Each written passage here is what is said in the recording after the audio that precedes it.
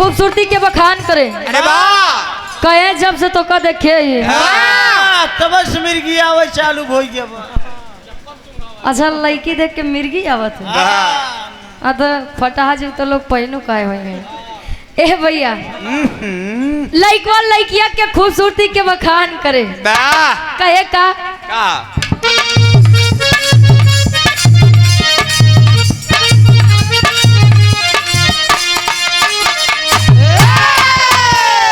कहे दिल में बढ़े ला बेचैनी,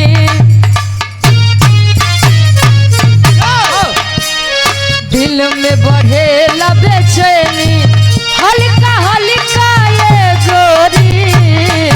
अरे दिल में बढ़े ला बेचैनी, हल्का हल्का ये गोरी। दिल में बढ़े ला बेचैनी, हल्का हल्का ये गोरी। दिल में बढ़े ला बेचैनी, हल्का हल्का ये गोरी। जब मार के घूमलू,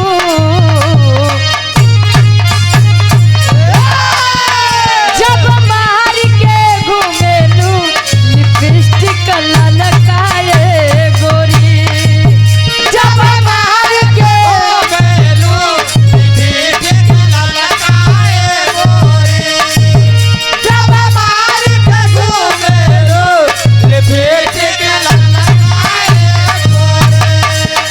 अच्छा पहले के लोग कमात कम रहे लेकिन पहनावा पूरा रहा।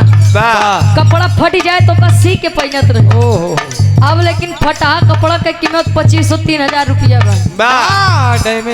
डैमेज वाला लड़का कहे तारी एक सादगी बड़ी पसंद बा। का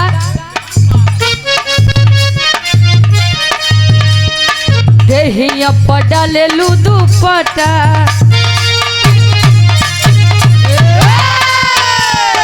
देहिया पटा ले लू दुपट्टा, मखमल का ये गोरी।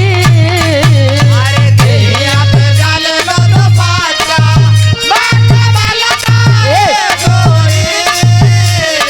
देहिया पे डाल लो दुपट्टा, मखमल का ये गोरी। अरे देहिया पटा ले लू दुपट्टा, मखमल का ये गोरी। जब मार के घूमलू, जब मार के घूमलू, लिपस्टिक ललकाए गोरी। जब मार के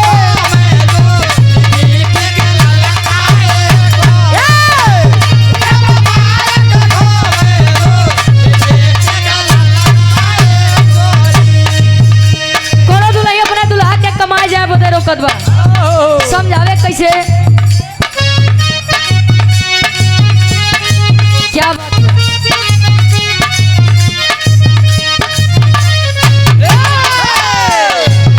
हाथी जोड़ी कहाँ तानी जानी जा कहल कहतिया, बंगलिनिया सवतिया, बंगलिनिया सवतिया मारी दे राजा तोहर मतिया। बंगलिनिया सवतिया मारी दे राजा तोहर मतिया, बंगलिनिया सवतिया मारी दे राजा तोहर मतिया।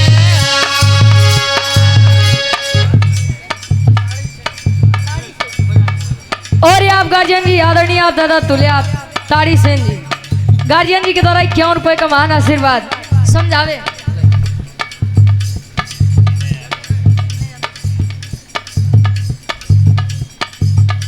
और आप आदरणीय परम सम्मानित धर्म के आप गार्जियन जी बड़े भैया आप विनय यादव जी गार्जियन जी के द्वारा इस भाव को समझते हुए 200 रुपए का महान आशीर्वाद आशीर्वाद के चाह रही कि मुझे अपनी कला में कामयाब रहे।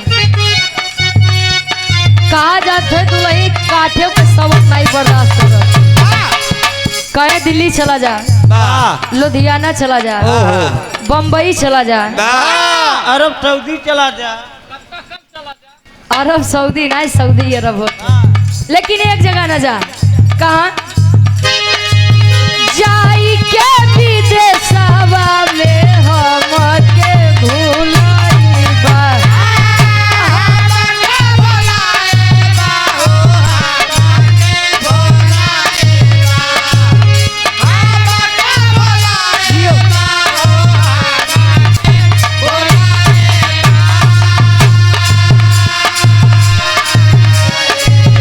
ओही सवतिनिया पे राजा जी लो भाईबा। राजा जी लो भाईबा हो राजा जी लो भाईबा। राजा जी लो भाईबा हो राजा जी लो भाईबा। ओही सवतिनिया पे राजा जी लो भाईबा। जाई के विदेशवा में हमके भुलाइबा। हाथ जोड़ी कहतानी मानी जा तू बतिया। बंगलिनिया सबतिया बंगलिनिया सबतिया मारी देई राजा तोहर मतिया। बंगलिनिया सबतिया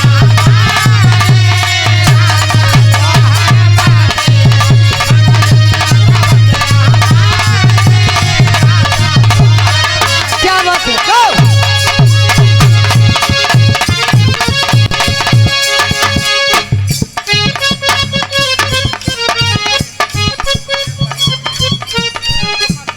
और यहाँ आदरणीय परम सम्मानित आप सुरेश वर्मा जी सेठ